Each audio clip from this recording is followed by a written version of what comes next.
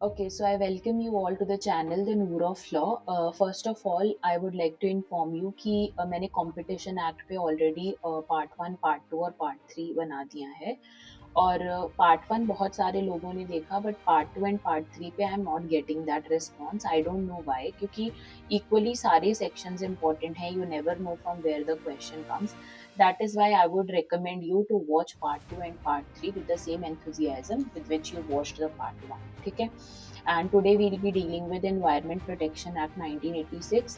And इसको करने से पहले one more thing कि टेस्ट सीरीज और लाइव क्लासेस के बारे में मैं अपडेट लास्ट वीडियो में भी कर चुकी हूँ. प्लीज़ आप मेरा टेलीग्राम चैनल ज्वाइन कर लो for getting all the updates on these two things.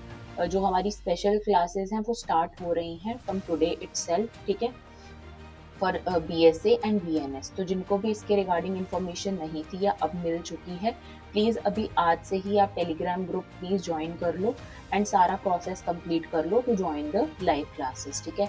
And regarding the lectures I would like to inform you कि आपको जिस डेट से आप ज्वाइन करते हो from that date onwards you will be getting the live lectures. For the classes that you have missed you will be provided the recorded lectures. ठीक है. So now we are starting with the Environment Protection Act 1986. Okay. तो सबसे पहले before starting this act we should know what all international level conventions are already there in place and were there in place, है ना. तो बहुत important है हमारे लिए जानना the timeline from Stockholm to the Paris convention. ठीक है. तो देखते हैं, सबसे पहले तो थी ये रामसर कन्वेंशन. ठीक है. Ramsar convention was the Pioneer. It was the convention of 1971. ठीक है. इसमें किस बारे में बात की गई थी? इसमें बोला गया था कॉन्जर्वेशन ऑफ वेटलैंड्स को लेकर के. ठीक है. कि ये जो वेटलैंड्स हैं इनको हमें कंजर्व करके रखना है एंड इनका जो है डिस्ट्रक्शन नहीं होना चाहिए. ठीक है. तो इस बारे में ये फर्स्ट कॉन्फ्रेंस जो है वो हुई थी. It was the first modern global treaty for a specific ecosystem. ठीक है.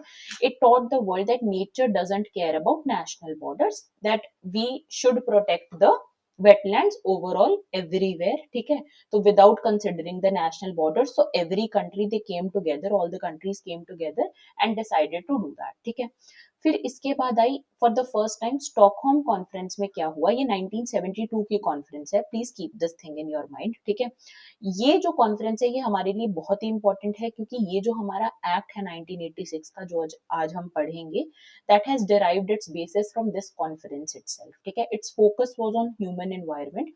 Why it is important? Because this was the first time that the environment became a global political issue. इसके पहले government को सॉरी जो हमारा environment है ना उसको एक नेशनल इशू की तरीके से देखा जाता था इससे पहले. But for the first time the countries realise that we have already deteriorated the condition and we need to come together this time. ठीक है. तो जो प्राइम मिनिस्टर थी उस time Indira Gandhi, she was the only foreign head of the state to attend. Inspired by this India later amended its constitution. अब इसी Stockholm conference से inspire होने से ही हमारा जो एयर एक्ट है वो पिक्चर में आया, वाटर एक्ट पिक्चर में आया, प्लस इन्वायरमेंट प्रोटेक्शन एक्ट 1986 का भी इसी से पिक्चर में आया. ठीक है. Now coming to the Montreal protocol. 1987 की ये प्रोटोकॉल है मॉन्ट्रियल प्रोटोकॉल. इसकी सक्सेस स्टोरी क्या है? It demanded the saving of ozone layer. तो इसका फोकस था ओजोन लेयर को सेव करने में क्योंकि ओजोन लेयर बहुत ज्यादा डिप्लीट हो रहा था due to which skin cancer वगैरह बहुत ज्यादा हो रहा था. तो इसीलिए ये एक प्रोटोकॉल थी for saving the ozone layer. ठीक है. It is the only UN treaty to be ratified by every single country. ठीक है. It successfully phased out the chlorofluorocarbons. ये जो केमिकल्स प्रेजेंट होते हैं है ना एटमॉस्फेयर में, इसको फेज आउट करने के लिए ये जो प्रॉपर ट्रीटी जो है साइन की गई and it is the model for what working together looks like. ठीक है. ये एक मॉडल है जो प्रोवाइड करता है कैसे सारी कंट्रीज ने एक साथ आकर के इस मुद्दे पे बात की. फिर इसके बाद आती है द रियो अर्थ समिट 1992. अब ये बिग बैंग के नाम से भी जानी जाती है, ये वाला सबमिट जाना जाता है. It gave birth to UNFCCC and CBD, that is the Convention on Biodiversity, and the UNCCD on Desertification. Everything we discussed today started from here itself. अब देखो ये जो UNFCCC है ना, इसको आप एक पेरेंट की तरह समझो इस कन्वेंशन को. ठीक है. एंड फर्दर जो ये क्योटो प्रोटोकॉल है एंड जो ये पेरिस कन्वेंशन है, पहले तो मैं आपको इसकी फुल फॉर्म बता दूं यूएनएफसीसी की. ठीक है. This is the United Nation Framework Convention on Climate Change. It was right, CCC. Convention on Climate Change. ठीक है, तो ये एक पेरेंट के तरीके से आप इसको देखो, and it's children were Kyoto protocol and the today's Paris convention. अब क्योटो प्रोटोकॉल सबसे पहले ये आई, बट इट फेल्ड. क्यों? क्योंकि इस प्रोटोकॉल में क्या एम्फेसाइज किया गया था कि जो डेवलप्ड नेशंस हैं, ऑलरेडी जो डेवलप हो चुके हैं, सिर्फ उनको कट करने होंगे एमिशंस और सिर्फ उनको स्टैंडर्ड्स को मीट करना पड़ेगा, बट बाकी जो डेवलपिंग कंट्रीज हैं उनको लेवरेज दे दिया गया था टोटली, एब्सोल्युटली. ठीक है, so the Kyoto Protocol was the first attempt to set legally binding targets. UN told countries exactly how much they had to cut. Many nations felt this attacked their sovereignty. तो बहुत सारे Nations को ऐसा भी लगा कि हमारी sovereignty पे ये डायरेक्ट अटैक है, क्योंकि it divided the world into developed and developing nations, है ना, and only developed nations were forced to cut emissions. The US never ratified it. तो ये भी एक मेजर पॉइंट है जिस वजह से ये फेल हुआ, क्योंकि यूएस ने इसको कभी रेटिफाई ही नहीं किया, क्योंकि चाइना और इंडिया जो तब डेवलपिंग नेशंस थे, चाइना है ना and India, weren't forced to cut anything. Canada withdrew. It eventually became a treaty where only the European Union was trying while the world's biggest polluters did nothing. That is why it failed. ठीक है, फिर आया the Paris Agreement 2015. ठीक है, and why it works? क्योंकि इसने पूरा DNA ही change कर दिया रिगार्डिंग द क्लाइमेट नेगोशिएशंस. क्योंकि इसने कौन सी अप्रोच चुनी? Bottom up approach. Instead of the UN giving orders, every country they will first bring their own plan. ठीक है, their nationally determined contributions they will be bringing. ठीक है, फिर उसके बाद for the first time everyone, चाहे वो India हो चाहे चाइना हो, they all agreed to take action. ठीक है, it respects that India needs to grow. It doesn't stay stop using coal today. It says tell us your plan to transition over time. So are you seeing what difference is there in the approach between the Kyoto Protocol and the Paris Agreement? है ना, इसने development को रोक नहीं दिया, but at the same time it told कि आप पहले अपना प्लान लेकर के आओ एंड देन वील सी. ठीक है, द रिजल्ट इसका क्या था? Today almost every country is a part of it, even though it's not legally binding in its targets. The shame factor and transparency, it keeps countries moving forward. ठीक है, now फिर देखते हैं कन्मिंग Montreal 2022 की ये जो ट्रीटी है. अब इसका क्या था? इसका फोकस था mainly on biodiversity and 30-30 target पे ये बेस्ड है कि 30% of the earth's land needs to be protected and 30% oceans. ठीक है, India is currently aligning its national laws to meet this massive goal. ठीक है, अब ये COP 30 and the finance push of 2025 क्या बोलता है? अब इसमें चेंज आया पुश के अंदर. अब जो फोकस है इस चीज पे नहीं है कि what should we do, but rather the focus is on what who will pay. इसमें क्या है, इंडिया का क्या रोल है इसमें? India is now the leading voice demanding the developed nations कि आप हमें ये फंड प्रोवाइड करो $1.3 trillion annually in climate finance to help developing countries, ताकि जो डेवलपिंग कंट्रीज हैं हम जैसी, वो भी स्विच कर पाए, है ना, वो भी डेवलप कर पाए. ठीक है, to green energy without going into debt. ठीक है, तो अभी जो हमने देखा फ्रॉम द वेरी बिगिनिंग, है ना, टिल 2025 हमने सारी पिक्चर अभी क्लियर की. अब हम स्पेसिफिकली फोकस करेंगे किस पे? एक्चुअल में historical background of this particular act पे. अभी तो हमने जनरली सारी कन्वेंशंस देखी, लेकिन अब हम स्पेसिफिकली देखेंगे कि एनवायरमेंट प्रोटेक्शन एक्ट 1986 के पीछे का हिस्टोरिकल बैकग्राउंड क्या रहा है. ठीक है, तो द यूएन माइलस्टोन ऑफ 1972, ये हमें पता है स्टॉकहोम कॉन्फ्रेंस को ही बोला जाता है the UN milestone, because for the very first time, as we already discussed, सारी कंट्रीज एक साथ आई and they collectively agreed that protection of environment is a global responsibility. ठीक है, तो स्टॉकहोम प्रोक्लेमेशन क्या है? India committed to enacting comprehensive laws to improve the human environment. ठीक है, इसी से हमारा जो कॉन्स्टिट्यूशनल शिफ्ट है वो भी हुआ. Following the Stockholm spirit, 42nd amendment was passed inserting environmental duties into Indian constitution, जैसे आर्टिकल 48A ऐड किया गया है ना, mandatory duty for the state to protect nature. फिर article 51 AG, these are the directive principles है ना, fundamental duty ये है डायरेक्टिव प्रिंसिपल।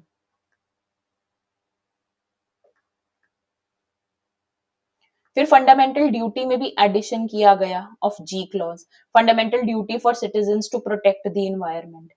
ठीक है, तो इससे ये मेजर एडिशंस आई, आपको ध्यान में रखने हैं क्योंकि these can be asked in your exam and even if they are not asked still it is important for you to understand the whole concept. ठीक है, अब द नीड फॉर चेंज क्यों फील हुआ, क्योंकि बहुत सारे बिफोर 1986 क्या था ना, बहुत स्पेसिफिक लॉज थे, जैसे वाइल्ड लाइफ एक्ट था 1972 का, वाटर एक्ट अलग से था 1974 का, then there was air act of 1981, but ये अपने अपने जोन्स में लिमिटेड थे, they were limited in their scope है ना, and they lacked a unified coordination mechanism, तो इनका कोई भी यूनिफाइड एक मैकेनिज्म नहीं था।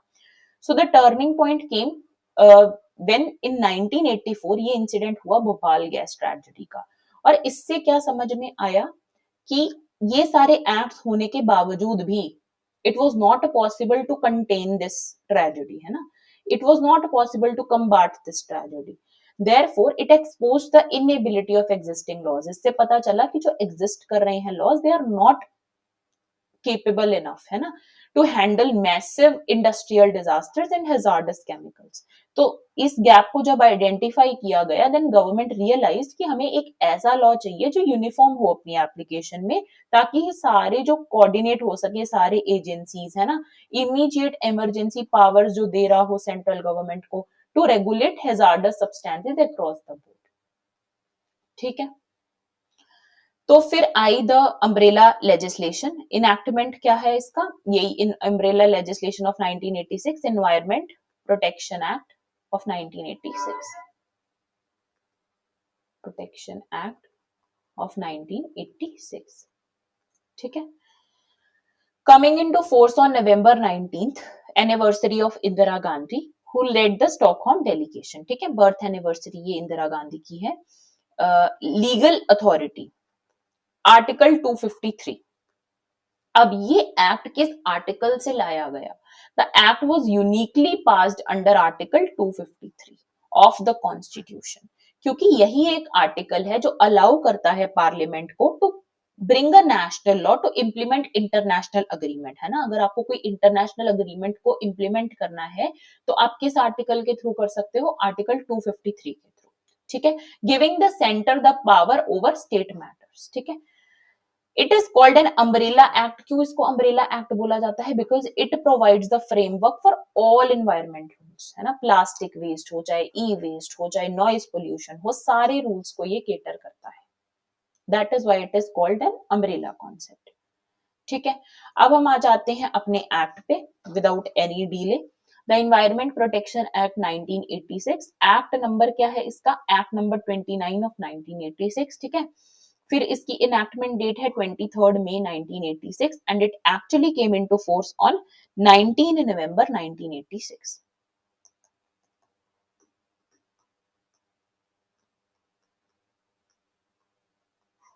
ठीक है, पहले हम इसका प्रियम्बल पढ़ेंगे, हमने इसका बैकग्राउंड ऑलरेडी पढ़ लिया है तो हमें दिक्कत नहीं आएगी इसको समझने में।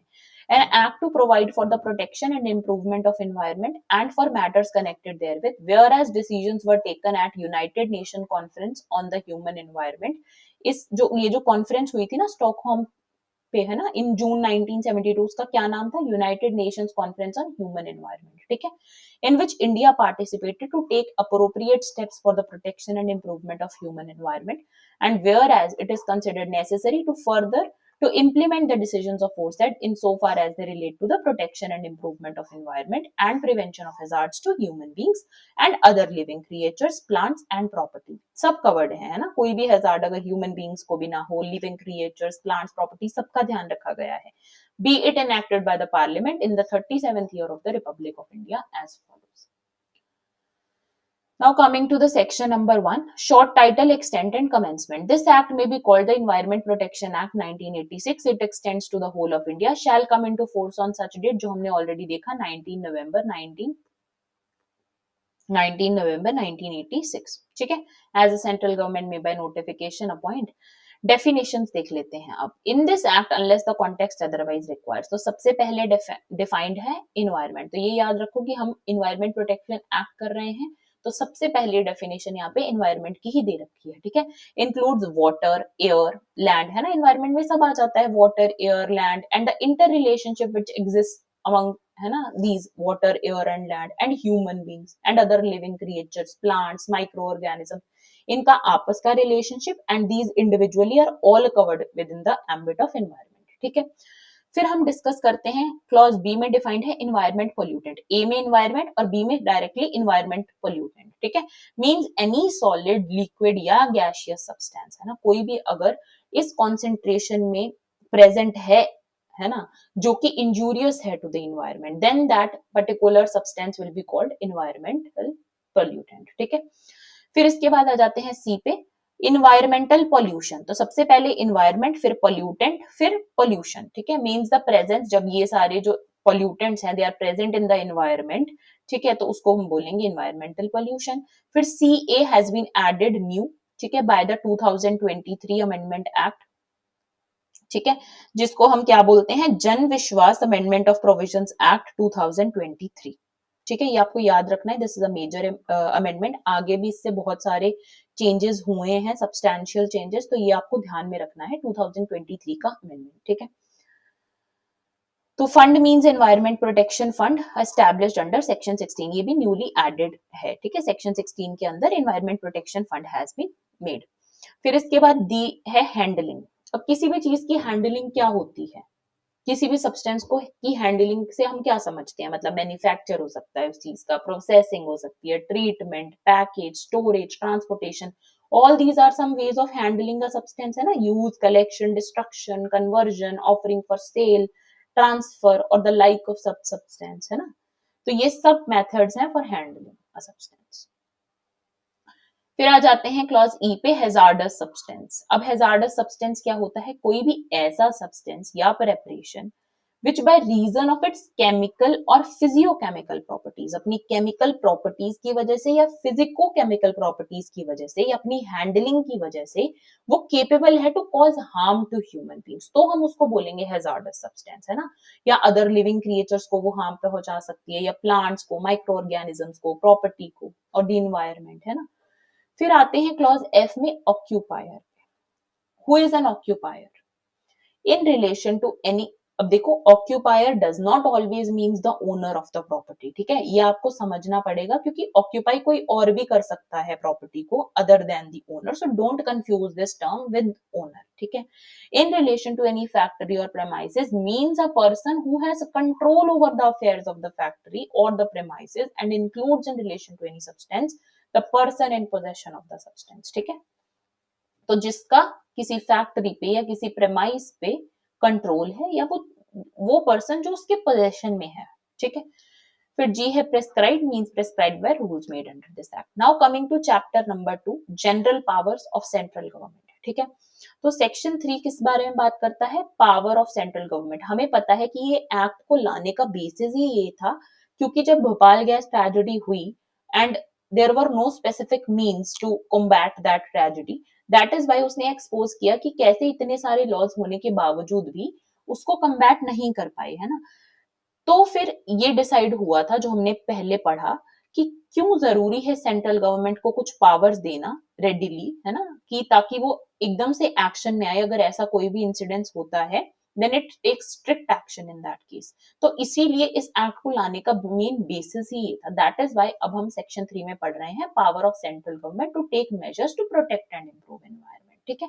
Subject to the provisions of this act, central government shall have the power to take all such measures as it deems necessary, जो भी उनको necessary लगते हैं और expedient for the purposes of protecting and improving the quality of environment and preventing, controlling and abating environmental pollution.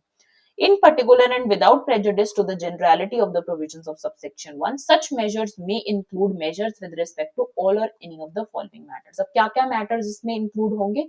Coordination of sections by state governments, coordination of action, है ना, सारे जो स्टेट गवर्नमेंट्स हैं वो एकजुट होकर के एक्शंस लें, officers and other authorities under this act और the rules made thereunder. तो ये सारा काम करना किसकी जिम्मेदारी है ये, पावर किसके पास है, सेंट्रल गवर्नमेंट के पास है कि वो कोऑर्डिनेशन डिमांड कर सकता है for the state governments, from the state governments under any other law for the time being in force, ठीक है। Planning and execution of nation wide programme, ऐसा कोई नेशन वाइड प्रोग्राम लेके आया जा सकता है for the prevention, control and abatement of environmental pollution. Standards lay down किए जा सकते हैं for the quality of environment, laying down standards for emission और डिस्चार्ज की कितना एमिशन प्लॉजिबल है कितना नहीं है ना, from various sources whatsoever, provided that different standards for emission or discharge may be laid down under this clause from different sources। अब different sources के लिए different standards lay down किए जा सकते हैं कि इस source से इतना allowed है, इस source से इतना allowed है ना, having regard to the quality or composition of the emission or discharge of environmental pollutants from such sources। फिर restriction of areas के regarding भी measures दिए जा सकते हैं कि अगर कि किन में इंडस्ट्रीज ऑपरेशंस ऐसे वाले नहीं हो सकते या क्लास ऑफ इंडस्ट्रीज बिल्ड नहीं हो सकती, है ना, ये भी बोला जा सकता है। फिर laying down procedures and safeguards for the prevention of accidents which may cause environmental pollution, तो ऐसे प्रोसीजर्स ले डाउन किए जा सकते हैं या ऐसे सेफगार्ड्स को लाया जा सकता है कि ताकि ऐसे एक्सीडेंट्स को प्रिवेंट किया जा सके जो एनवायरमेंटल पोल्यूशन कॉज कर सकते हैं, ठीक है। Laying down procedures and safeguards for the handling of hazards substances, कैसे आप हैंडल करोगे इन सब्सटेंसेस को। Examination of such manufacturing process को एग्जामिन किया जा सकता है कि क्या आप सही से प्रोसेस को कैरी आउट कर रहे हो टू मिनिमाइज द पोल्यूशन, है ना। मटीरियल सब्सटेंसेस क्या यूज हो रहे हैं और जो कॉज कर रहे हैं environmental pollution. Carrying out and sponsoring investigations को स्पॉन्सर करवा सकता है central government. And research relating to problems of environmental pollution, उन पे रिसर्च कंडक्ट करवाई जा सकती है कि इस सोर्स का क्या सब्सटीट्यूट हो सकता है ना, in order to reduce the pollution. तो ये सारे मेजर्स हैं जो सेंट्रल गवर्नमेंट ले सकता है। इंस्पेक्शन करवाई जा सकती है of any premises, plant, equipment, machinery, manufacturing और अदर प्रोसेसेस और मटेरियल्स और substances, and giving by order of such directions to such authorities, तो ऑर्डर्स वगैरह भी निकाले जा सकते हैं फॉर द अथॉरिटीज, है ना, to take steps for the prevention. Establishment और recognition of environmental laboratories, labs बनवाई जा सकती हैं and institutes to carry out the functions interested to those labs. Collection and dissemination of information in respect of matters relating to environmental protection, pollution, ठीक है। Preparation of manuals, codes, guides relating to prevention, control and abatement of environmental pollution, such other matters as the central government may deem necessary. So this is the residuary provision कि और भी अगर उनको central government को लगता है कि कोई भी measures लेना जरूरी है, then that can be taken by the central government, ठीक है। अब the central government may, if it considers it necessary or expedient so to do for the purposes of this act, by order published in the official gazette, constitute an authority।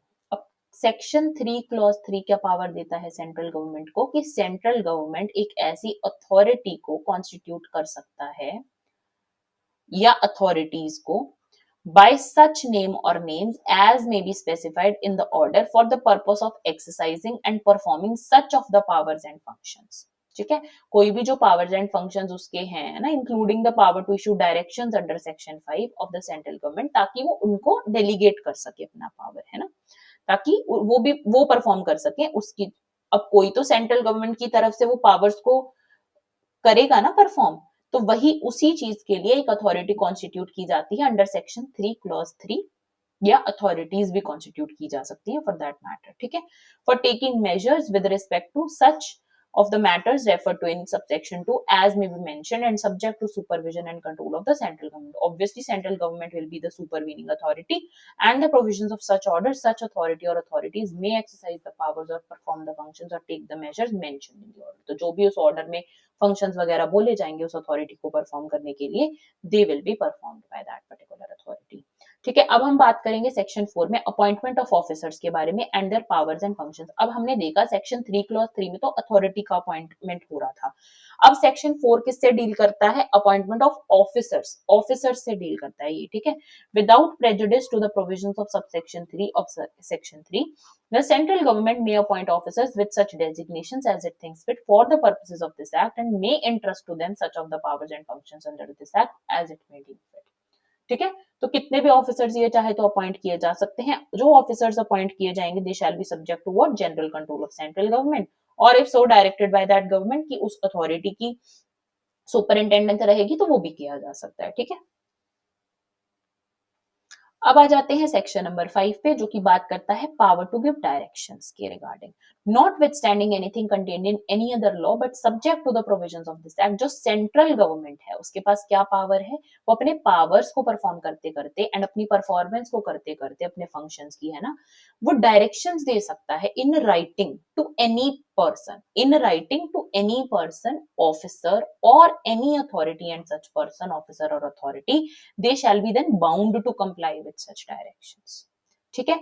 अब इसमें ये बहुत ध्यान से आपको देखना है कि for the avoidance of doubts it is hereby declared that the power to issue directions under this section includes the power to direct. क्या क्या इंक्लूडेड है इसमें कि what all directions can be given with respect to what all matters, closure, prohibition और regulation of any industry, operation और process. ये बोला जा सकता है कि आप इस इंडस्ट्री को परमानेंटली क्लोज कर दो, या स्टॉपेज और regulation of the supply of electricity और वाटर और एनी सर्विस। अगर आप कोई भी सर्विस ऐसी प्रोवाइड कर रहे हो, जस्ट स्टॉप दैट, क्योंकि उसकी वजह से बहुत ज्यादा पोल्यूशन कॉज हो रहा है एंड इमरजेंसी सिचुएशन में it can be asked to be stopped.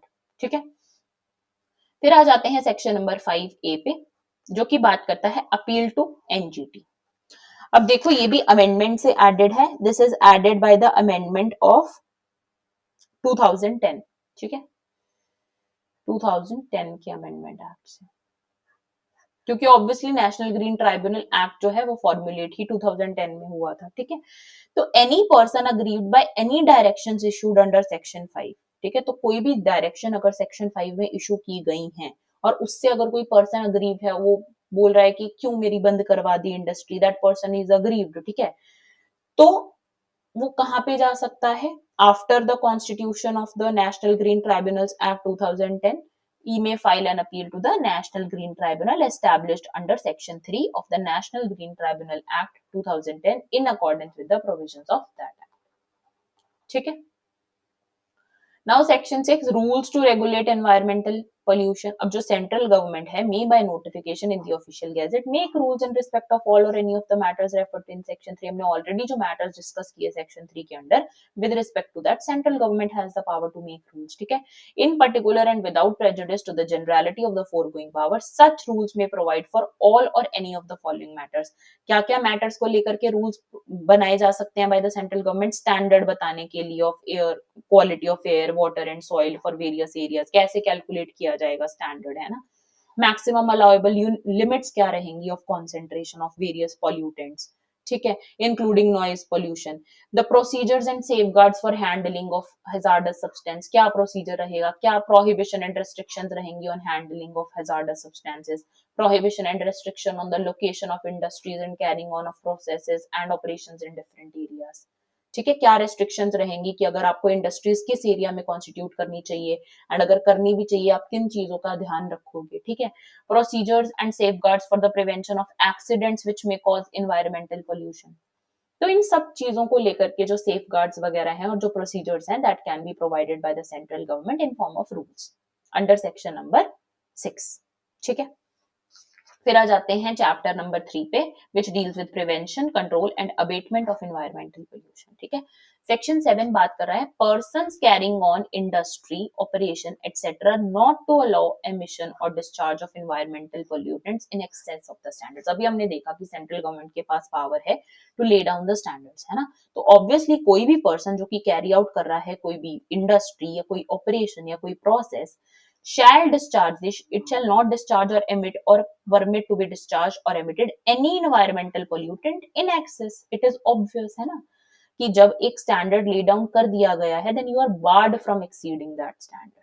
ठीक है, फिर आते हैं सेक्शन नंबर 8 पे, persons handling hazardous substances to comply with procedural safeguards, है ना, तो ये फिर से एक बार कंफर्मेशन के लिए ये प्रोविजन लेके आया गया है कि कोई भी पर्सन अगर हैंडल कर रहा है किसी भी हैजार्डस सब्सटेंस को, है ना, जो ऑलरेडी हमने देखा कि सेंट्रल गवर्नमेंट के पास पावर थी to bring safeguards on this matter as well, है ना, कि आप कैसे हैंडल करोगे हैजार्डस सब्सटेंस को, तो अगर वो भी कंप्लाई नहीं हो रहा है, then you will be found guilty, है ना, तो आपको वो भी कंप्लाई करना है। That is what is being said under section number 8। No person shall handle or cause to be handled any hazardous substance except in accordance with such procedure and after complying with such safeguards as may be prescribed। ठीक है, section number 9, अब ये बात करता है furnishing of information to authorities and agencies in certain cases.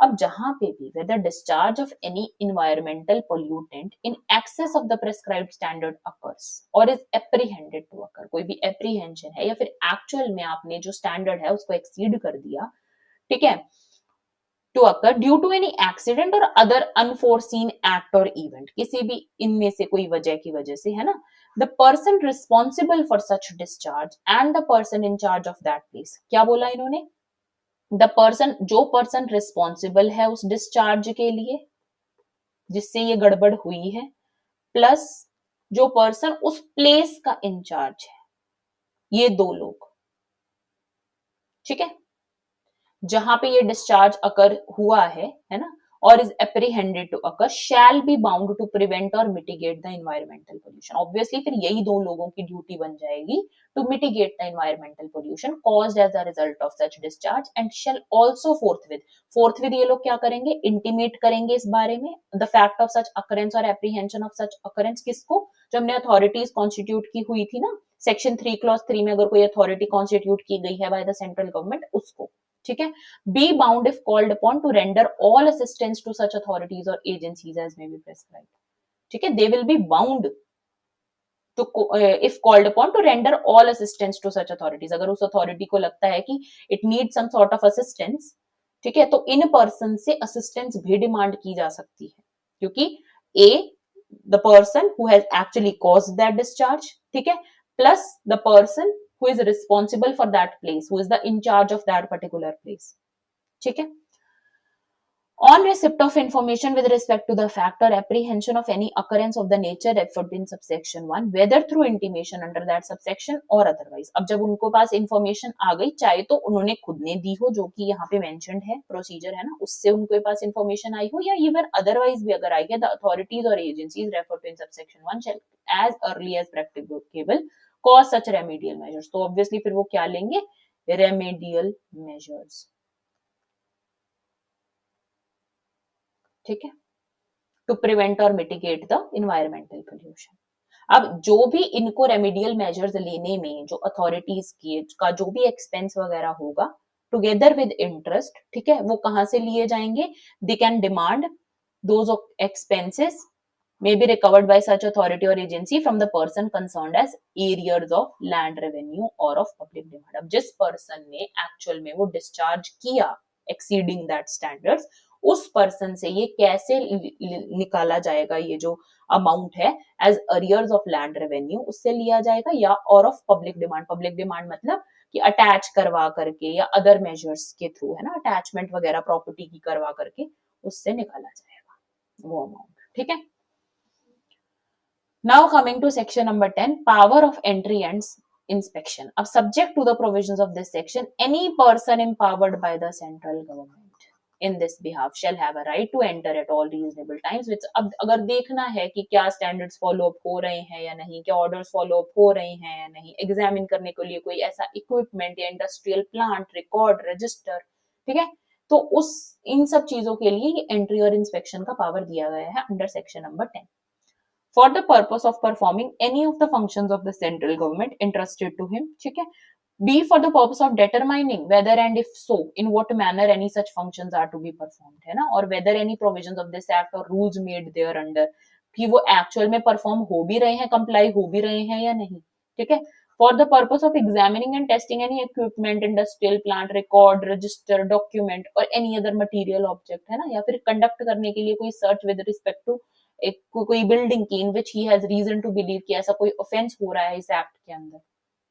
और the rules made thereunder has been और is being और is about to be committed, ठीक है, and for seizing any such equipment, industrial plant, record, register, document और other material, ठीक है, अगर उनके पास रीजंस टू बिलीव हैं and that it may furnish evidence कि एक एविडेंस के तरीके से यूज किया जा सकता है for the commission of an offense punishable under this act, ठीक है, and the seizure is necessary, अगर उनको लग रहा है कि to in order to prevent the environmental pollution इसका सीजर होना बहुत जरूरी है इस इक्विपमेंट का, इंडस्ट्रियल प्लांट का, रिकॉर्ड का, रजिस्टर का, ठीक है, every person carrying on any industry operation और प्रोसेस और handling any hazardous substance shall be bound to render all assistance to the person empowered by the central government, ठीक है, जो भी पर्सन वहां पे ऑक्यूपायर है, हमने जो डेफिनेशन देखी थी ना ऑक्यूपायर की, उनका कोई भी कंट्रोल है उस प्रेमाइस को लेकर के, तो they shall be bound to render all assistance to the person who is actually conducting this inspection, ठीक है,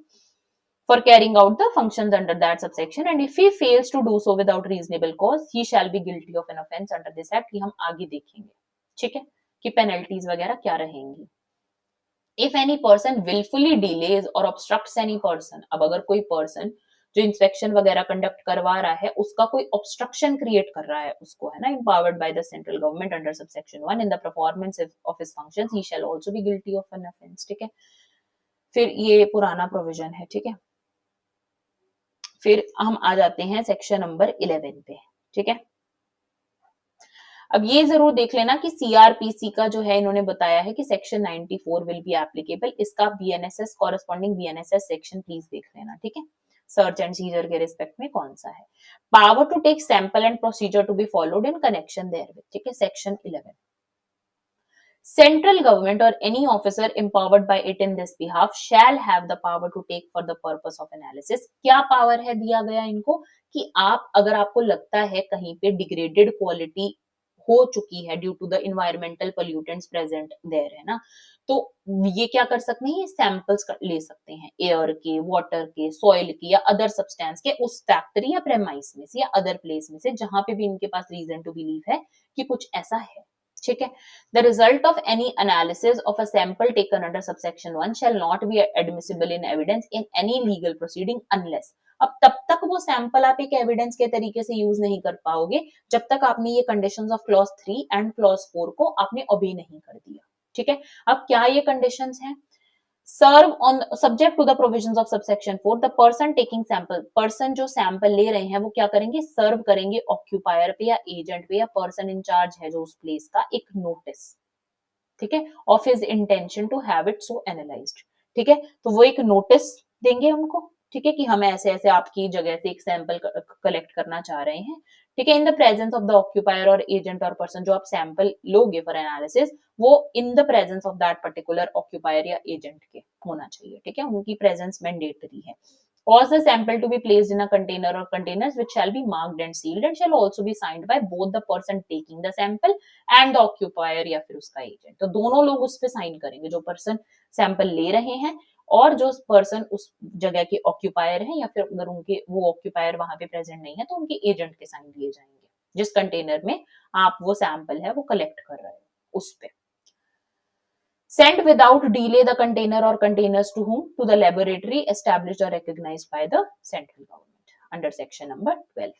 When a sample is taken for analysis under subsection 1 and the person taking the sample serves on the occupier or his agent a notice, जब आपने sample भी ले लिया plus आपने notice भी serve किया था, सारी conditions आपने obey की, in case where the occupier, his agent or person willfully absents himself, अगर वो जानबूझ करके नहीं आ रहे हैं, है ना, क्योंकि उनको खुद को मान लो पता है कि हमारी जो यहाँ की सैंपल अगर लेंगे तो will be found guilty and that person is wilfully absenting, है ना, एब्सेंट है वो उस जगह से. The person taking the sample shall collect the sample for analysis to be placed in a container or containers which shall be marked and sealed and shall also be signed by the person taking the sample. तो उस process को stop नहीं किया जाएगा, वो person will proceed with the process, वो खुद से सैंपल लेकर के अपने साइन दे करके उस पे, ठीक है, वो सैंपल को आगे सबमिट करेंगे, ठीक है. In case where the occupier or his agent or person present at the time of making, वो present है but वो refuse कर रहे हैं to sign the marked and sealed container or containers as required under subsection C of subsection 3, clause C of subsection 3. फिर वो जो marked and sealed container है या containers हैं वो फिर वही sign किए जाएंगे by the person who is taking the samples and again will be forwarded. तो प्रोसेस को आप स्टॉप नहीं करोगे ड्यू टू दीज हिंड्रेंसेस, ठीक है. And the container or containers shall be sent without delay by the person taking the sample for analysis to the laboratory established or recognised under section 12 and such person shall inform the government analyst. अब जो government analyst है वो section 13 के अंदर appoint किए जाते हैं, उनको सारी ये इन्फॉर्मेशन दी जाएगी, ठीक है, अपॉइंटेड और recognised under section 13 in writing about the wilful absence of the occupier, कि कैसे उस ऑक्यूपायर ने अपने आप को एब्सेंट किया और हिज एजेंट और पर्सन और एज द केस में भी कि या अगर वो प्रेजेंट है और उन्होंने रिफ्यूज किया साइन करने से, तो इस चीज के बारे में भी आप किसको बताओगे, गवर्नमेंट एनालिस्ट को. ठीक है, तो ये सारे मेजर्स जब तक आप नहीं लेते हो, जब तक आप ये क्लॉज 3 और क्लॉज 4 को कंप्लाई नहीं करते हो, तब तक जो सैंपल है that can not be used as evidence. ठीक है, अब सेक्शन 12 इन्वायरमेंटल लेबोरेटरी, जो अभी हमने देखा ना कि रिकॉग्नाइज्ड होनी चाहिए सेक्शन 12 के अंदर एक लेबोरेटरी, तो वो क्या है environmental laboratories? The central government में by notification establish one or more environmental laboratories, recognize one or more labs or institutes as environmental laboratories to carry out the functions entrusted to an environmental laboratory under this act.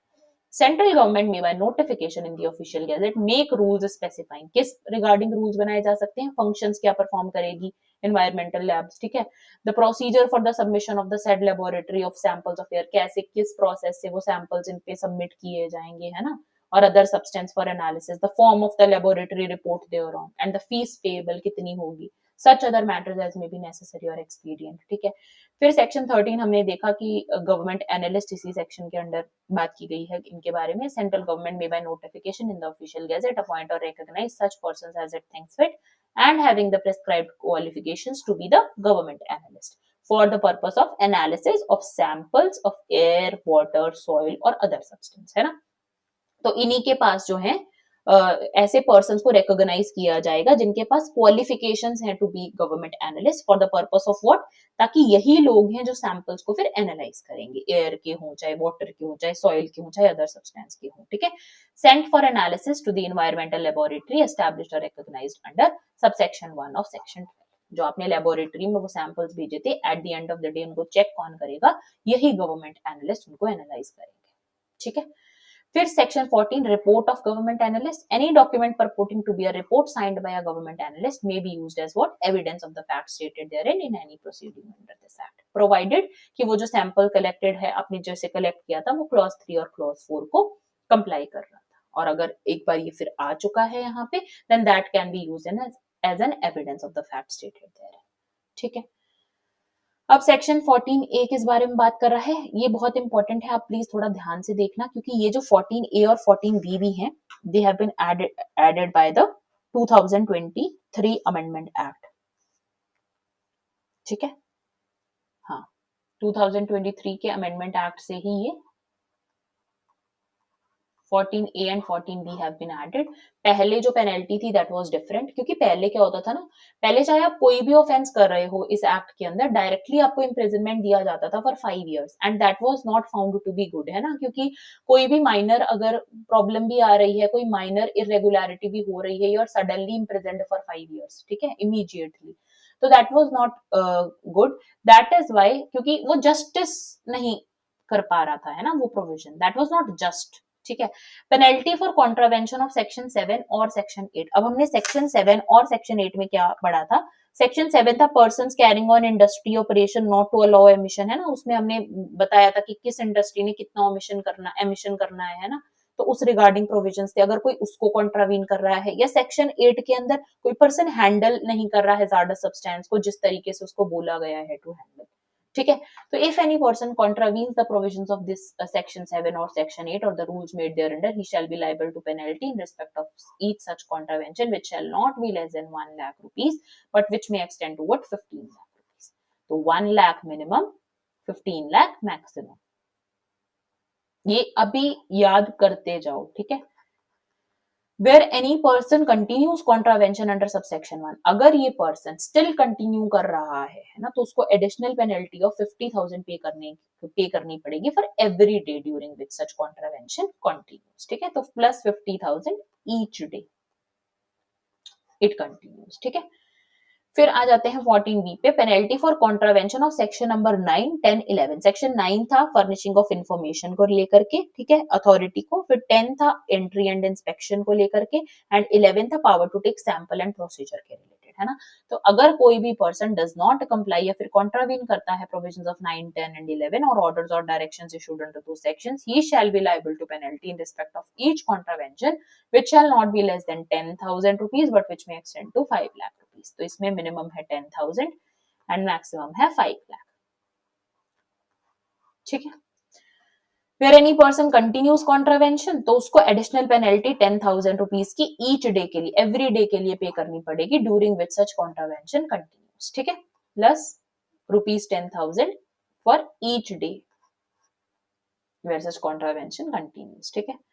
फिर आते हैं section number 15 पे, which talks about what penalty for contravention of the provisions of this act and rules, orders and directions। अब ये भी जो section है that has been added by the, मतलब ये पहले कुछ और था, अब रिप्लेस कर दिया गया, सब्सटीट्यूट कर दिया गया है by the 2023 act, amendment act, ठीक है। And even for that matter 15A से लेकर के 15F तक के प्रोविजंस भी 2023 जन विश्वास अमेंडमेंट एक्ट से ही ऐड किए गए हैं ऑफ 2023, ठीक है। Whoever fails to comply with or contravenes any of the provisions of this act or the rules made or orders or directions issued thereunder, ठीक है, कोई भी रूल्स इस एक्ट के अंदर अगर बनाए गए हैं और उसका अगर कॉन्ट्रावेंशन किया जा रहा है ना, shall in respect of each failure of contravention be punishable with imprisonment for a term which may extend to 5 years, ठीक है। तो इसमें उसको कितना इम्प्रिजनमेंट किया जा रहा है, just give me a moment, 15 के अंदर who where any person contravenes or does not comply or the rules shall be penalty in respect of which shall not be less than but which may extend to 15 lakh rupees। देखो 15 मैं अपने bare act से पढ़ रही हूँ, I feel this is not the amended one, ठीक है, yes, ठीक है। तो ये मैं यहां से पढ़ रही हूँ, प्लीज आप अपने बेयर एक्ट को खोल के रखना और वहीं से पढ़ना, ठीक है। Where any person contravenes or does not comply with any of the provisions of this act or the rules made or orders or directions issued thereunder, ठीक है, for which no penalty is provided। अब ऐसा कोई provision जिसके लिए अलग से कोई पेनल्टी नहीं प्रोवाइड की गई है एंड उसका कॉन्ट्रावेंशन किया जा रहा है, he shall be liable to penalty in respect of each contravention which such contravention which shall not be less than 10,000 rupees। अब ये भूल जाओ 5 years वाला, ठीक है, this is not there, 10,000 rupees but which may extend to 15 lakh rupees, ठीक है। ये आपको ध्यान में रखना है और जिसके पास भी अमेंडेड बेयर एक्ट नहीं है प्लीज आप ये ध्यान में रखना, ठीक है। 10,000 से लेकर के 15 लाख रुपीस, ठीक है। Where any person continues contravention under subsection 1 he shall be liable to additional penalty of 10,000 rupees. और अगर ये कॉन्ट्रावेंशन कंटिन्यू होता है तो 10,000 ईच डे के लिए आप पे करोगे during which this contravention continues, ठीक है। Now coming to section number 15A, यहाँ से ठीक है इस वेयर एक्ट में, ठीक है। 15A has been added by the 2023 amendment act, penalty for contravention by companies, where any company contravenes है ना any of the provisions, the company shall be liable for the penalty for each contravention which shall not be less than 1 lakh rupees but which may extend to what 15 lakh rupees, ठीक है। तो company के लिए minimum 1 lakh and maximum 15 lakh। Where any company continues contravention, the company shall be liable for additional penalty of rupees 1 lakh for every day, ठीक है। Coming to section number 15B, penalty for contravention by government department। अब अगर कोई government department कोई contravention कर रहा है ना, where contravention of any provision of this act has been committed by the department of central government or state government, the head of the department shall be liable to penalty equal to 1 month of his basic salary। बहुत important है, ठीक है। 1 month of his basic salary will be the liability, will be the penalty for that person, provided that he shall not be liable for such contravention if he proves कि वो जो contravention था उसकी knowledge के बिना हुआ या फिर और instructions के बिना हुआ, that he exercised and उसने क्या की due diligence exercise की कि वो contravention ना किया जाए, still that took place, ठीक है। अगर कोई ये contravention directly किसी person के negligence से आ रहा है उस department के, है ना, attributable to any neglect on part of any officer other than the head of the department, कोई वो head नहीं है department के but किसी officer के neglect की वजह से वो हुआ, then the officer shall be liable to pay to penalty equal to 1 month of his basic salary, ठीक है, provided that he shall not be liable for the contravention if he proves कि he exercised due diligence, ठीक है।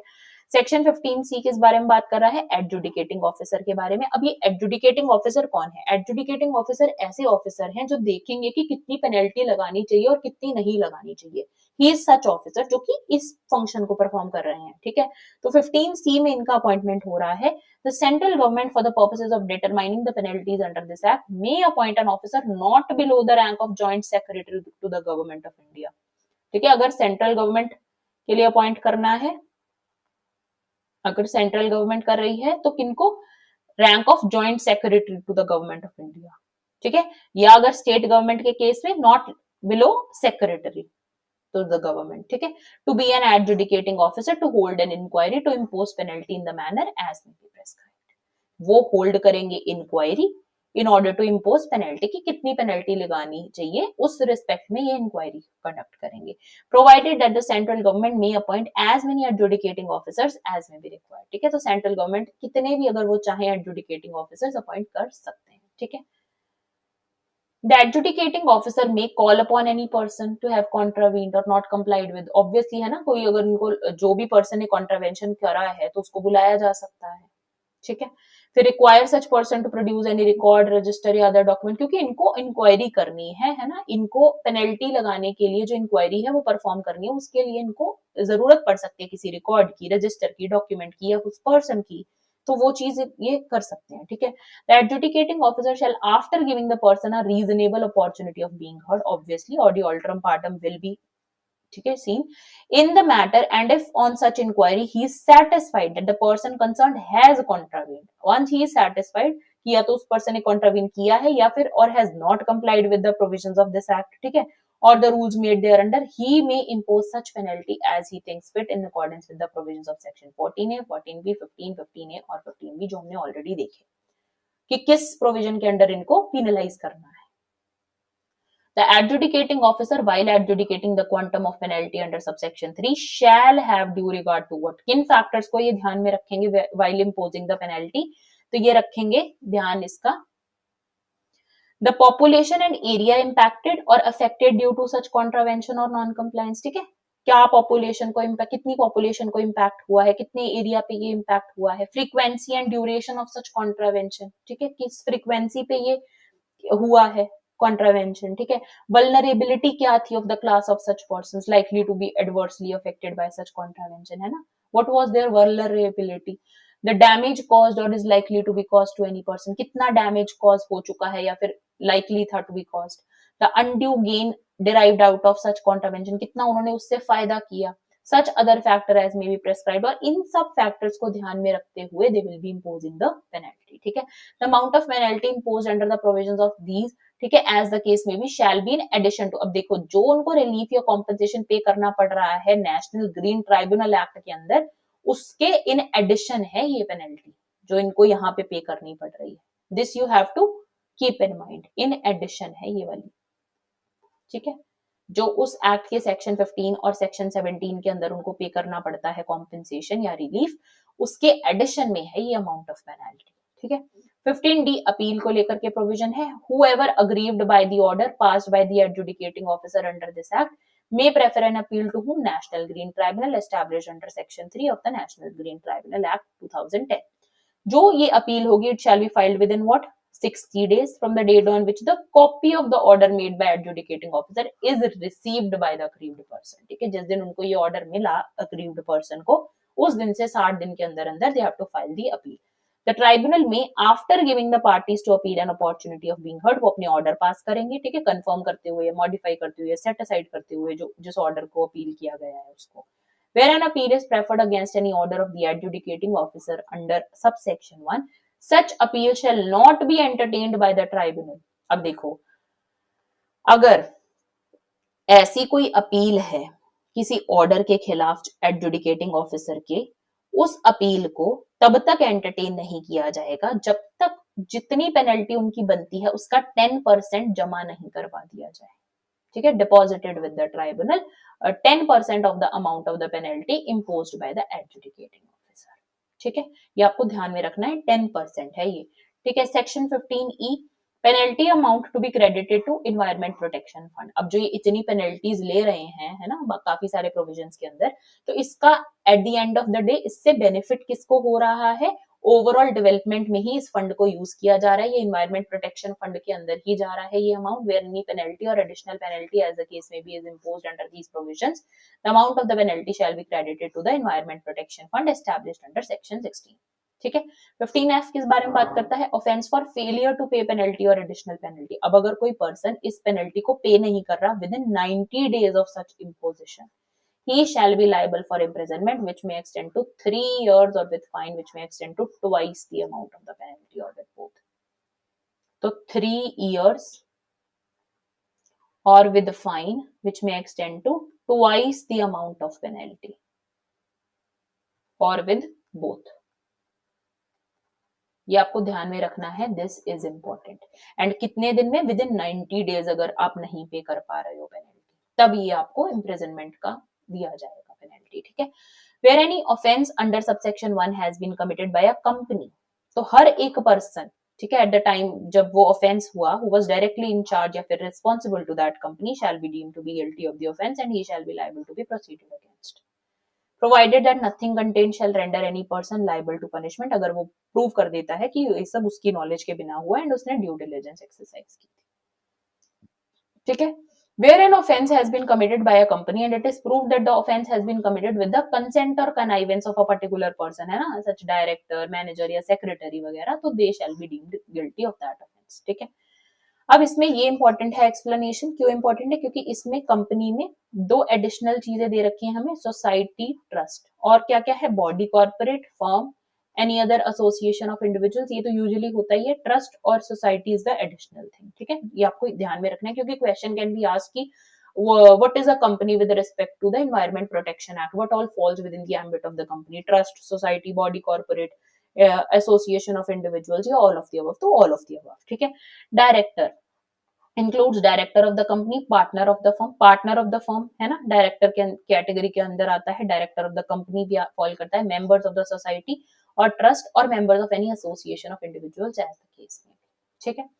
Now coming to chapter number 3A, this chapter itself has been added by the 2023 जन विश्वास amendment act, ठीक है। ये पूरा का पूरा चैप्टर इसी अमेंडमेंट एक्ट से आया है।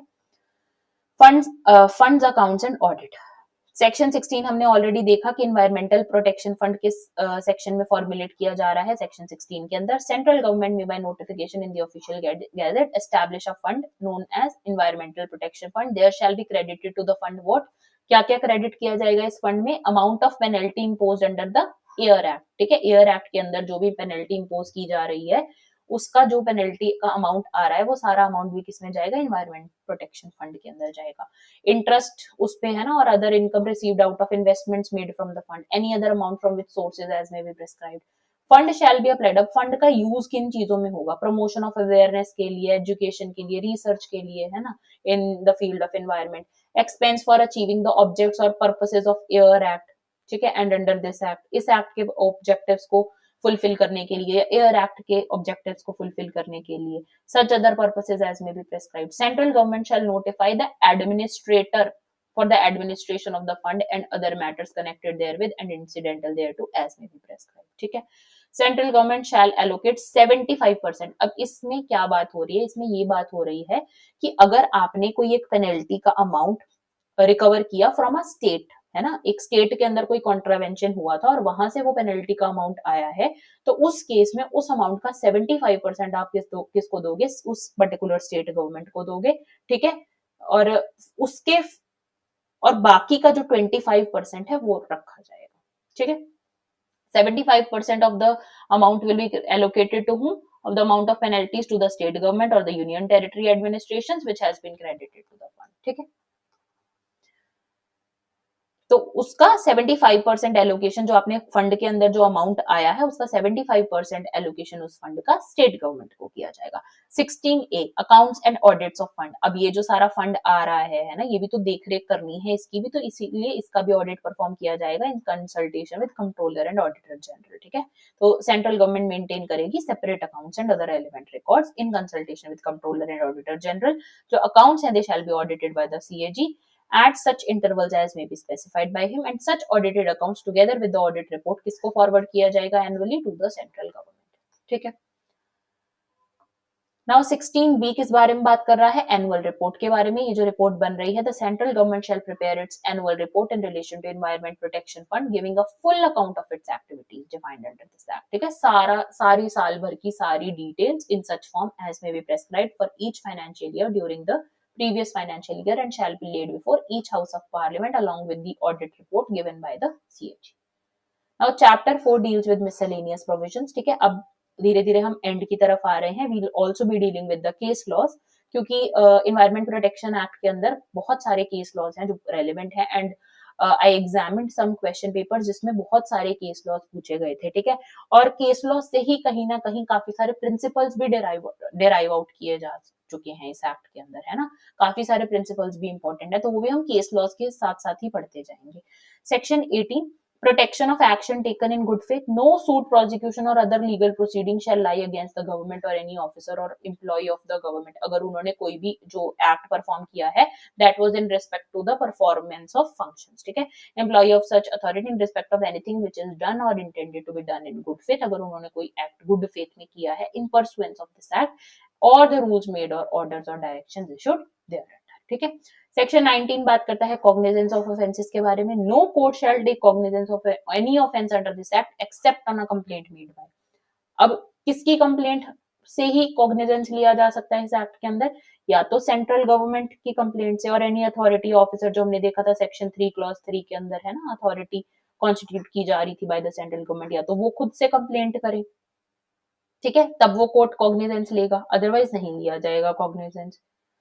या फिर एडजुडिकेटिंग ऑफिसर जो अपॉइंट किया जा रहा है और any officer appoint authorised by him वो कंप्लेंट कर रहा हो, या फिर एनी पर्सन हु हैज, अगर किसी प्राइवेट पर्सन को अपनी कंप्लेंट रजिस्टर करवानी है इस एक्ट के अंदर तो उसको 60 डेज का नोटिस देना पड़ेगा, of a notice of not less than 60 days in the matter prescribed of the alleged offence and of his intention to make a complaint to the central government or the authority or officer authorized as aforesaid। तो या तो वो central government को उस चीज के लिए notice दे, या फिर उनके द्वारा जो कॉन्स्टिट्यूट की गई है अथॉरिटी अंडर सेक्शन 3 क्लॉज 3 उसको नोटिस दे 60 दिन का, तभी he will be allowed to file a complaint with respect to any matter relating to Environment Protection Act 1986, ठीक है। फिर आ जाते हैं सेक्शन नंबर 20 पे, which deals with information reports और रिटर्न्स। अब जो सेंट्रल गवर्नमेंट है in relation to its functions under this act, from time to time वो उनको रिक्वायरमेंट हो सकती है any person officer state government और अथॉरिटी से कि कोई उनको इन्फॉर्मेशन चाहिए हो, है ना, टू फर्निश टू इट और एनी प्रिस्क्राइब्ड अथॉरिटी और officer any report, return, statistics, accounts वगैरह की मांग की जा सकती है बाय द सेंट्रल गवर्नमेंट, ठीक है, and that authority will be bound to do so. 21 बात करता है ये सारे जो मेंबर्स हैं, ऑफिसर्स हैं, एम्प्लॉइज हैं, ये सब क्या होंगे? पब्लिक सर्वेंट्स होंगे, ठीक है। बार ऑफ जुरिस्डिक्शन क्या है? सेक्शन 22 किस बारे में बात कर रहा है? Bar of jurisdiction, no civil court shall have jurisdiction to entertain any suit or proceeding in respect of anything done, action taken or order or direction issued by the central government. अब अगर कोई central government ने regulation pass करा है, order pass किया है, direction पास की है, तो उन मैटर्स में सिविल कोर्ट के पास जुरिस्डिक्शन नहीं है, ठीक है।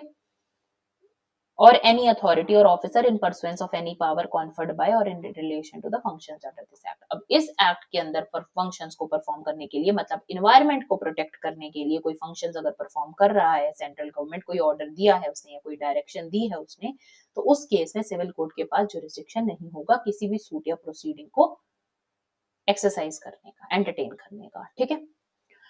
अब सेक्शन 23 बात करता है पावर टू डेलीगेट के बारे में। Without prejudice to the provisions in subsection 3 of section 3, the central government में by notification in the official gazette वो डेलीगेट कर सकते हैं subject to such conditions and limitations. अब देखो इसमें आपको दो मेजर चीजों का ध्यान रखना है कि कौन कौन से पावर्स को डेलीगेट नहीं किया जा सकता। बाकी सारे power central government can delegate, but except the power to constitute an authority under subsection 3 clause section 3। जो ये सेक्शन 3 क्लॉज 3 के अंदर एक अथॉरिटी कॉन्स्टिट्यूट करा था ना central government, that is the function of central government exclusively. उसको delegate नहीं किया जा सकता कि कोई और आपकी जगह पे अथॉरिटी कॉन्स्टिट्यूट कर दे, that is not gonna happen, ठीक है, वो अलाउड ही नहीं है। प्लस सेक्शन 25 के अंदर जो रूल मेकिंग पावर है सेंट्रल गवर्नमेंट के पास, वो भी आप किसी और को नहीं दे सकते हो, डेलीगेट नहीं कर सकते हो, ठीक है, as it may deem necessary और एक्सपीडिएंट। बाकी सारे आप किसी भी, है ना, ऑफिसर को, स्टेट गवर्नमेंट को या अदर अथॉरिटी को you can delegate. Now section 24 deals with effect of other laws. ये भी सब्स्टिट्यूट किया गया है बाय द 2023 अमेंडमेंट एक्ट, ठीक है। The provisions of this act and rules or orders made thereunder shall have effect notwithstanding anything inconsistent therewith contained in any other law for the time being in force। तो इस act का है क्या है? Overriding effect है इस act का बाकी सारे लॉज के, ठीक है। सेक्शन 25 बात करता है पावर टू मेक रूल्स की, ठीक है। अब रूल मेकिंग पावर में क्या है? Central government may by notification in the official gazette make rules for carrying out the purposes of this act. ठीक है, अब किन किन चीजों को लेकर के रूल्स बनाए जा सकते हैं? The standards in excess of which environment pollutant should not be discharged. जो हमने देखा ना सेक्शन 7 में स्टैंडर्ड्स ले डाउन किए जा सकते हैं, तो वो क्या होंगे? Procedure in accordance with and safeguards in compliance with such hazards substances, कैसे उनको आपको हैंडल करना है, वो सेक्शन 8 में आप बताओगे। अथॉरिटीज और agencies to which intimation of the fact of occurrence आप दोगे, है ना, कि कोई कॉन्ट्रावेंशन हुआ है, ठीक है। The manner in which samples will be taken, form of notice of intention, ठीक है, जो नोटिस वगैरह किस फॉर्म में सबमिट किए जाएंगे। The functions of environmental laboratories क्या रहेंगी विद रिस्पेक्ट टू सैंपल्स, ठीक है, क्वालिफिकेशंस क्या रहेंगी गवर्नमेंट एनालिस्ट की, manner of holding inquiry and imposing penalty by the adjudicating officer, other amount under clause C of subsection 2 of section 16, ये सारे purposes के लिए, ठीक है। जीए भी I guess yes, G A has been added by the 2023 amendment act, तो इसको बहुत ध्यान से देख लेना। Manner of holding inquiry and imposing penalty by the adjudicating officer under subsection 1 and other factors for determining quantum of penalty under clause F of the subsection 4 of 15C भी rules के तहत ही बताए जाएंगे, ठीक है। Form for maintenance of accounts of fund and for preparation of annual statement of accounts, form for preparing annual report, जो हम सारे सेक्शंस पढ़ के आए हैं उसके अंदर जो भी स्टैंडर्ड्स या गाइडलाइंस निकालनी पड़ सकती है ना, वो सारा किसका जॉब है? सेंट्रल गवर्नमेंट का, to formulate rules with respect to that. Authority और officer to whom any reports returns वगैरह जाएंगी, ठीक है, shall be furnished under section 20 any other matter which is required or may be prescribed. The manner in which notice and the intention to make a complaint to central government shall be given under clause B of section 19, ठीक है। Authority और officer to whom any reports, return, statistic, accounts वगैरह furnish किए जाएंगे, any other matter which is required or may be prescribed, ठीक है, तो ये रेजिडियरी प्रोविजन है, ठीक है। फिर ये जो रूल्स हैं ये ले डाउन किसके पास किए जाएंगे? हाउस ऑफ पार्लियामेंट के पास, while it is in session for a total period of 30 days which may be comprised in one session or in 2 or more successive sessions, and if before the expiry of the session immediately, अगर वो agree कर जाते हैं, है ना, both the houses that the rule should not be made, the rule shall thereafter have effect only in such, अगर उनको वो अग्री करते हैं फॉर मॉडिफिकेशन तो मॉडिफाइड फॉर्म में वो इम्प्लीमेंट किया जाएगा, अगर वो मतलब अग्री करते हैं कि this should not be brought then that should not be brought, ठीक है। फिर अब हम देखते हैं कि इन्वायरमेंट प्रोटेक्शन एक्ट के साथ साथ हमारे पास बाकी एक्ट्स के अंदर कौन कौन से प्रोविजन है जो कि पर्टिकुलरली इन्वायरमेंटल प्रोविजंस के साथ डील कर रहे हैं, मतलब इन्वायरमेंट को लेकर के। इन्वायरमेंटल प्रोटेक्शन एक्ट 1986 के कॉन्सोनेंस में है, जैसे कि सेक्शंस 272 से लेकर के 293 में हम देखते हैं पब्लिक न्यूसेंस कवर्ड है ना, बीएनएस के। तो while this particular act sets technical standards, ये एक्ट तो टेक्निकल स्टैंडर्ड्स ले डाउन करता है, जैसे एयर वाटर क्वालिटी वगैरह के बारे में। ये जो बीएनएस के सेक्शंस है ये क्रिमिनल पनिशमेंट प्रोवाइड करते हैं फॉर इंडिविजुअल्स और इंडस्ट्रीज दैट पोल्यूट और cause common injury to the community, ठीक है। फिर बीएनएसएस किस बारे में? सेक्शन 152 इसका स्पेसिफिकली ये कंडीशनल ऑर्डर की बात करता है ना, कंडीशनल ऑर्डर टू रिमूव न्यूइसेंस। तो this gives the executive magistrate the power to issue a conditional order for removal of nuisance. It allows the government to stop a polluting activity. अगर कोई illegal waste dumping हो रही है तो immediately उसको stop करने का order निकाला जा सकता है under this act, है ना, immediately without waiting for a long trial. फिर कॉन्स्टिट्यूशन के अंदर तो हमें पता ही है आर्टिकल 14 राइट टू इक्वालिटी, इसके अंदर आता है ensure that environmental standards are applied fairly and no industry is given arbitrary permission to pollute over others, ठीक है। आर्टिकल 21 के अंदर राइट टू लाइफ एंड ये जो लिबर्टी है interpreted by the courts to include what? Right to a clean environment, सबका अधिकार है। This is the fundamental reason why this act exist, है ना, to protect human life from toxic hazards. फिर article 48A state की duty impose करता है state के ऊपर, mandates that the government must protect and improve the environment. This act is the primary tool used by the state to fulfill this duty, ठीक है। Article 51A Clause G, fundamental duty. Every citizen must protect the natural environment, forests, lakes, rivers. This supports the Environment Protection Act by encouraging public participation and compliance. ठीक है, तो ये सारे articles आप please ध्यान में रखना क्योंकि कॉन्स्टिट्यूशन भी आ रहा है ना इसमें सीबीआई एपीपी के एग्जाम में, तो स्पेसिफिकली इन्वायरमेंट के साथ रिलेट करके क्वेश्चन पूछा जा सकता है, ठीक है। Now we'll be seeing the important case laws for the same. तो सबसे पहले है इसको क्या ये कौन सा केस है? MC Mehta versus union of India oleum gas leak case 1987 का। This is perhaps the most famous environmental case in India following a gas leak at Shri Ram food and fertilizers supreme court moved beyond the old English strict liability. पहले क्या था, strict liability follow किया जाता था principal, but अब इसके through क्या आया, एब्सोल्यूट लाइबिलिटी का प्रिंसिपल आया, जिसमें आप कोई भी एग्जेम्पशन नहीं, एक्सेप्शन एक्सरसाइज नहीं कर सकते। आप ये नहीं बोल सकते कि थर्ड पार्टी इन्वॉल्व थी या एक्ट ऑफ गॉड की वजह से ये हुआ, ठीक है, you can not take this exception, ठीक है। It held that any enterprise engaged in hazardous activities is absolutely liable for harm caused with no exceptions, ठीक है। Establish that the right to a clean environment is a part of right to life, that is the article 21, ठीक है। फिर आ जाते हैं next case पे। इसके अंदर प्रिकॉशनरी प्रिंसिपल और पोल्यूटर पेज प्रिंसिपल भी इससे निकल करके आए, ठीक है। मैं आपको स्पेसिफिकली एक बार बता दूं कि ये किस उससे निकल के आए हैं ये वाले प्रिंसिपल्स। जो प्रिकॉशनरी प्रिंसिपल है ये तो वेलोर केस से ही आया है, ठीक है। इसको फर्दर डेवलप किसी और केस में किया गया था, that I will also let you know, ठीक है। हाँ, तो ये क्या है precautionary principal and polluter pay principal. Precautionary principal मतलब आप prevention is better than cure, है ना। आप पहले ही प्रिवेंट कर लो, आप ऐसे स्टैंडर्ड्स ले डाउन कर दो ताकि एनवायरनमेंट जो है वो डिग्रेड हो ही नहीं, ठीक है। पोल्यूटर पेज प्रिंसिपल से क्या समझते हैं हम, कि जो पोल्यूटर है, जो एक्चुअली जो पर्सन पोल्यूट कर रहा है एनवायरनमेंट को, he will be the person who will be paying the penalty, ठीक है। This case dealt with the massive pollution of Palar river in Tamil Nadu caused by untreated effluents from tanneries, ठीक है। तो प्रिकॉशनरी प्रिंसिपल और पोल्यूटर पे प्रिंसिपल इस केस के main focus थे। The court rule that even if there is no scientific certainty, state must take the precautionary action to prevent environmental degradation. It also held that polluter is not liable just to compensate victims but also to pay for the cost of resorting the environment, ठीक है। फिर coming to the case of MC Mehta versus Kamal Nath, 1997 का केस है। This is known for the public trust doctrine. इसमें क्या main lay down हुआ था कि कुछ जो चीजें हैं जैसे फॉरेस्ट हो गए, रिवर्स हो गए, एयर हो गई, है ना, ये पब्लिक के रिसोर्सेज हैं, तो इन रिसोर्सेज को कन्वर्ट नहीं किया जा सकता टू प्राइवेट ओनरशिप, इनको सेल नहीं किया जा सकता है ना फॉर प्राइवेट ओनरशिप, क्योंकि ये सबका अधिकार है इन पे, ठीक है। A private company linked to politician Kamal Nath try to divert the flow of Beas river to protect their resort from floods, ठीक है। तो उन्होंने उसके साथ छेड़खानी करी ताकि वो अपना प्राइवेट प्रॉफिट इंश्योर कर पाए। तो इसमें की प्रिंसिपल इन्वॉल्व हो गया किसका, पब्लिक ट्रस्ट डॉक्ट्राइन का। Court rule that certain natural resources जैसे forest, rivers, air, they are held by the government in trust for the public, ठीक है। State can not allow these resources to be converted into private ownership for commercial gain, ठीक है। फिर coming to the next case law, जो कि है Indian council for enviro legal action versus union of India, Bichhri case 1996 के नाम से भी ये केस जाना जाता है। एक जो इंडस्ट्रियल प्लांट था राजस्थान में, it was producing H acid which contaminated the groundwater of nearby villages, making it red and unfit for consumption, ठीक है। इसकी वजह से बाकी जो सराउंडिंग एरिया है वो पोल्यूट हो रहा था। It reinforce the polluter pays principle. Court order the industry कि आपको पे करना पड़ेगा remediation of the soil and water, emphasizing कि ये जो एक्ट है it gives the central government the power to take all the measures that are required for protection, ठीक है।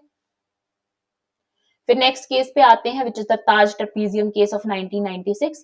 अब ये है MC Mehta versus union of India. इस केस में मेनली किस चीज पे फोकस था, ताजमहल के येलोइंग पे, है ना, कि ताजमहल की वॉल्स जो येलो पड़ रही हैं due to acid rain and air pollution from nearby industries, ठीक है। आउटकम क्या निकल करके आया, the court applied the precautionary principle ordering industries in the zone to either switch to natural gas या रीलोकेट, ठीक है। तो इस पे भी फोकस किस पे था, प्रिकॉशनरी प्रिंसिपल पे था, ठीक है। M K Ranjit Singh versus union of India का केस 2024 का। अब ये क्या बोलता है ये वाला केस, ये एक बहुत रीसेंट एंड मॉन्यूमेंटल जजमेंट है concerning the protection of the great Indian bustard, ठीक है।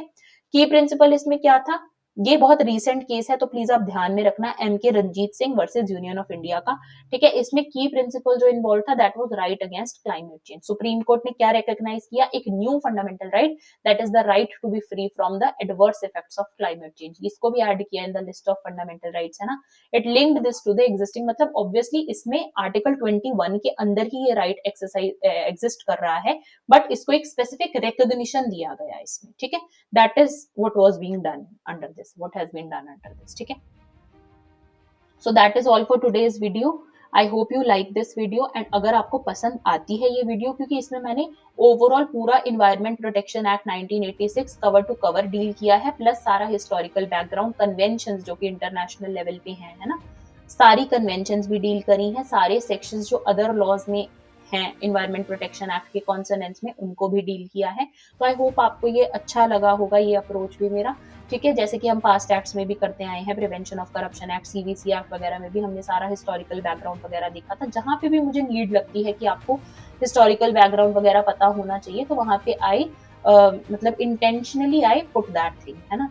तो इसीलिए आपको अगर अच्छा लगता है, आप सब्सक्राइब करो इस चैनल को, शेयर करो अपने फ्रेंड्स के साथ, लाइक करो इस वीडियो को, ठीक है, in order to boost my morale to bring more such videos with more quality, है ना, ताकि मैं धीरे धीरे खुद भी इम्प्रूव कर पाऊँ। देखो, there is always a scope of human error. अगर आपको कभी भी लगता है कि मैंने आपको कोई प्रोविजन पढ़ाया that was not amended one, है ना, या कुछ भी, तो आप मुझे बता सकते हो। I have already placed all the details regarding my Instagram handle, the Telegram group, है ना, सारा डिस्क्रिप्शन बॉक्स में ऑलरेडी है सारी details. You can join my Telegram channel, you can follow me on Instagram for all the updates, ठीक है। And कोई भी अगर आपको कंफ्यूजन लगता है, you can even ask in the YouTube comment section, ठीक है। और क्लासेस के लिए जो हमारी क्लासेस हैं वो आज या फिर कल वो स्टार्ट हो गई होंगी, तो वो प्लीज आप टेलीग्राम चैनल पे कंफर्म कर लेना, क्योंकि आई don't know when I will be posting this video, ठीक है, आई am not quite sure about that. तो प्लीज आप वो देखते रहना टेलीग्राम चैनल के अंदर, ठीक है, कि क्या प्रोसेस है to get access to the live classes, ठीक है। एंड अगर आपकी कोई भी क्लास मिस हो जाती है, then you will be given the recorded lecture for the same. That is all for today's video. Thank you so much.